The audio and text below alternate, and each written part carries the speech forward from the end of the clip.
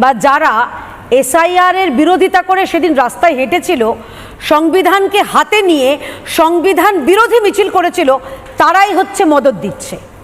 এই মিঠু বস্তিকে মাসুদ বস্তি বলুন, আর কসবাতে ওই গাঁদা বস্তি থেকে গুলশান বস্তি বলুন, সব কিছুর মাথায় রয়েছে যারা সংবিধানকে হাতে নিয়ে সংবিধান বিরোধী মিছিল করেছে। এবার আপনি বলবেন এদের লাভ কোথায়? লাভ তো বোঝাই যাচ্ছে। যারা এসেছিল, কেউ বলছেন 30 বছর আগে এসেছিল, আচ্ছা বেশ বাম জমানে এসেছিল, আচ্ছা বেশ বামফ্রন্ট নিজেদের সুবিধার্থে তাদেরকে যেতে দেয়নি, তাদেরকে দুধে বাতে একদম মানে কলা দিয়ে পুষে রেখেছিল।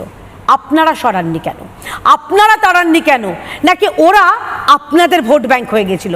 তার কারণ মমতা বন্দ্যোপাধ্যায় যে ক্লিপিংটা রিপাবলিক বাংলায় ময়ূক বারবার চালিয়েছো, যে মমতা বন্দ্যোপাধ্যায় 2005 সালে বলেছিলেন যে হ্যাঁ এখানে অনুপ্রবেশকারীরা রয়েছে, আমাদের ভোটার লিস্টে বিদেশিরা রয়েছে, কোনো ফরেনার যেন না থাকে।